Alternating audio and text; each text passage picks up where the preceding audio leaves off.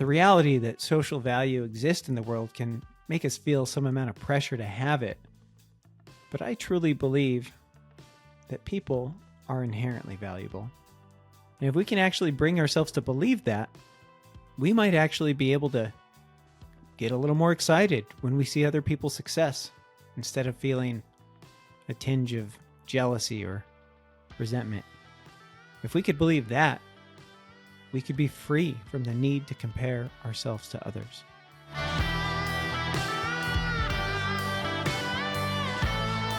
So status. It seems like a thing reserved for rich people, but I don't think that really could be any further from the truth. See, the only way to live our lives without interacting with status is to not interact at all.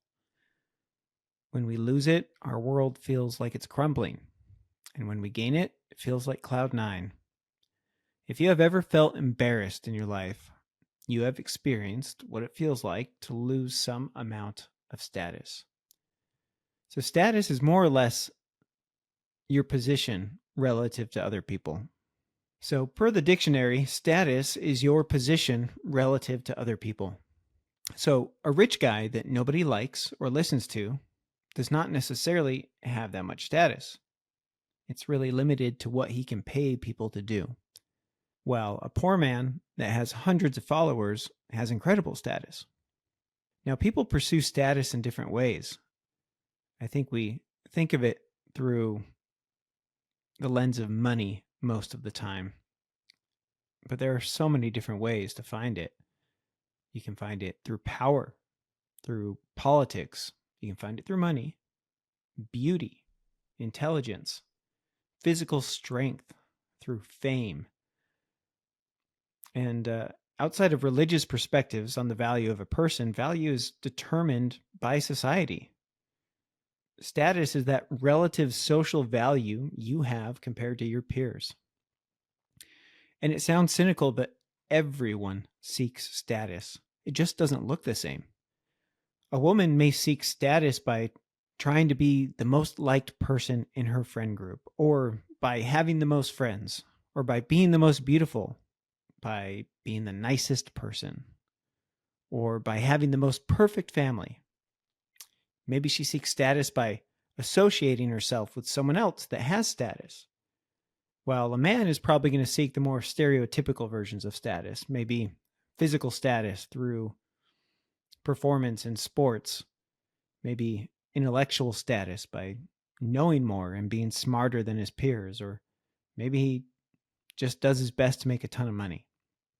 And then, of course, there's a kind of status that the religious pursue through their standing with God.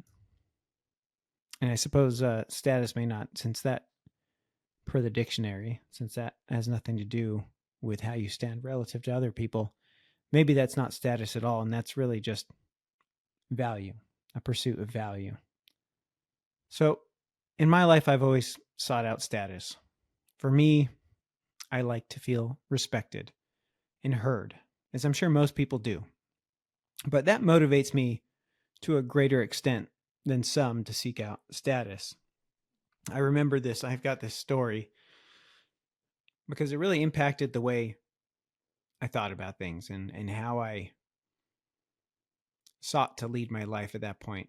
So I was probably 15 years old or so when a friend of my mom's hired me to help out at this one-time event. She was an event planner, and they were opening some fancy salon, and it was this grand opening, and they hired a bunch of teenagers to do just whatever. So there's a bunch of prominent people there, and they were all dressed up real nice. My job was simply to pass out drinks, and I was standing behind a table, and people would come up, and they're just soft drinks, and I'd pass them these drinks. To be expected, they're looking at the drinks the whole time and trying to pick what they want, and then I give it to them, and that's the job. It was really simple. But I began to feel like nobody even saw me. I mean, they wouldn't even look at me, and I hated it. I absolutely hated it. I mean, did they need to look at me? Absolutely not. I was there to pass out drinks. I wasn't there to get their attention. I mean, I could have been a robot. They just needed my hands, which is perfectly fine. That's what they were paying me to do.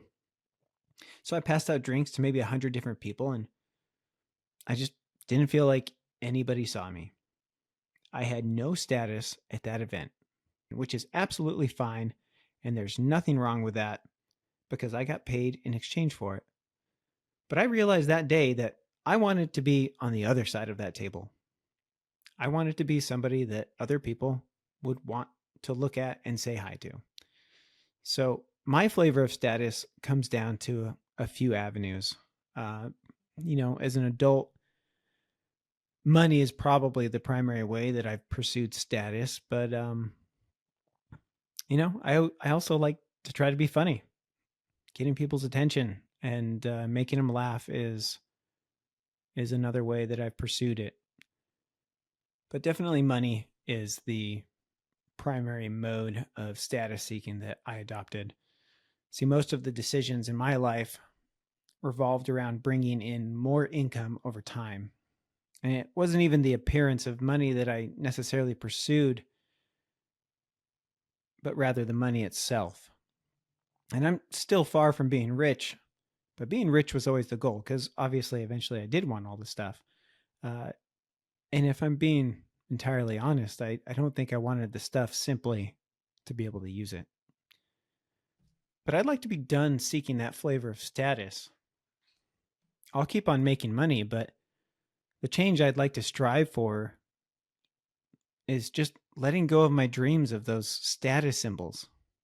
And not just the status symbols, but I don't want to feel kind of self satisfied in a group of people because I make more money than them.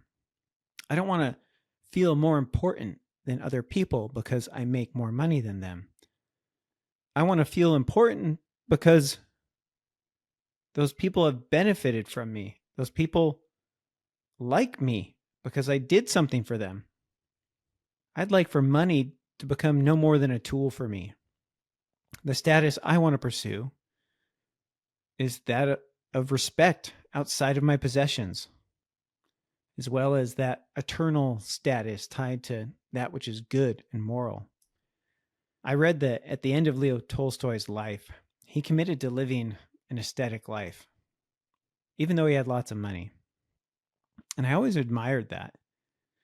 He completely detached himself from the need to have material status. And he just existed and he pursued his writing. I've also always been struck by Jesus asking his followers to go and preach without thought to their income. And he himself lived off of the charity of others. He just trusted tomorrow to God and went on. And we all know the results of that. And material status is so superficial anyways. People may be impressed at your capacity to earn, and they may even enjoy the benefits of your friendship. But more than anything, like I said before, I want people to love and respect me because I've done some amount of good outside of sharing my expensive toys and houses. I would love to earn respect, not to buy it. So the way to achieve that, so far as I can tell, is really just focusing in on that doing good to others element. Investing your time into others. To selflessly give what you have to others. There's a kind of insecurity around money for a lot of men. If you're good at making it, then it seems like you're typically deemed to be of higher value. Well, if you don't make very much of it, it's like you're deemed to be of lesser value. And not everybody actually thinks that way, and by no means is that actually true, but it's a perception, and I think a lot of men are keenly aware of it. At one point after I got divorced, I was spending a lot of time on Facebook. I think I was just hungry for a connection of some kind, and I thought it was so funny on these Facebook groups.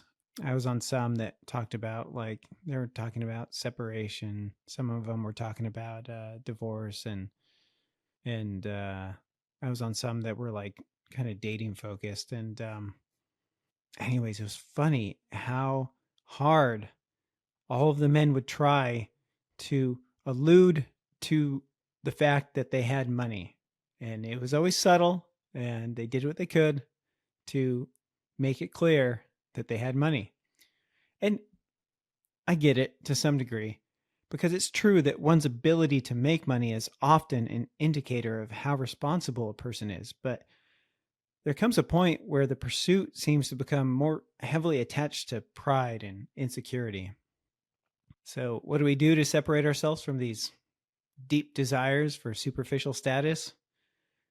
Whether it be physical beauty, whether it be wealth, whether it be the appearance of happiness. Again, I think it's just by giving to other people. It's so easy to get caught up in it, though. In the dating world, especially now at my age, I've realized that a lot of men really get caught up in the idea that money is what makes women attracted to them. Probably because you see that many beautiful women end up with wealthy men. And I actually do think that money makes men more attractive to women, but not necessarily for the reasons they think. It isn't the money that most women are attracted to so much as the man's capacity to act and to be a leader. Women aren't generally attracted to men that spend their time in the basement playing video games, but rather they're attracted to the man's ability to handle things if things need to be handled. And status is often a result of how you are perceived in that light. So it's really much more about your capacity to do and to accomplish. And it really doesn't matter if you're making money in the process so much as it's clear that you can and that you're doing things. When push comes to shove, you'll be there. So again, high earners have proven, at least in some degree, that they're capable of handling things, which may make them attractive to women. But then you have people like Jesus, who lived off of charity and arguably held the highest level of status available. And likewise, there are people out there that are committed to some kind of purpose that may prevent them from making very much money, but they're capable and they're strong regardless. And they're doing things and they're moving the world forward in some direction. So just become the best version of yourself. And that best version of yourself will have status inherent to it. The reality that social value exists in the world can make us feel some amount of pressure to have it. But I truly believe that people are inherently valuable. And if we can actually bring ourselves to believe that, we might actually be able to get a little more excited when we see other people's success instead of feeling a tinge of jealousy or resentment. If we could believe that, we could be free from the need to compare ourselves to others. And I believe to be free of the constraining effects of social status, you have to be completely convinced of this inherent eternal value. I love the Christian concept that we are all children of God. And as such, there's this implication that we have a kind of divine potential. And having that seed of divinity in us means that we have value regardless of social standing. Bringing Jesus back into this again, there's this great story, that great analogy that he shares at one point in the Bible, and it's called the prodigal son. And to summarize it, a wealthy man gives one of his sons his inheritance early. And that son then goes and squanders it more or less on partying, and ultimately ends up so destitute and hungry that he ends up eating out of a trough with animals. This man then has it dawn on him that if he goes home, his father will likely allow him to be a servant, where he could at the very least live a modest life. So this man that has ruined his life and defiled himself with wrongdoing for most of his adult life returns home, but when he does, he's not treated as a servant, but rather his father's overjoyed that he's come back at all.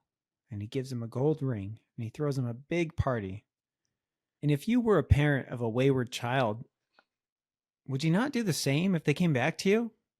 I love this story because if you're like me and you can bring yourself to believe in this concept of eternal worth, then there is no poverty, there is no weakness, no insufficiency, and no sin great enough to wash away that spark of divine potential and worth. We may not have our ducks in a row, and we may have made major mistakes in our life, and we may feel terrible.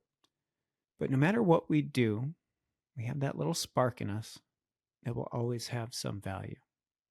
And I, for one, hope that in my life, I can learn to feel my value more from this divine potential than from how I compare myself to others around me.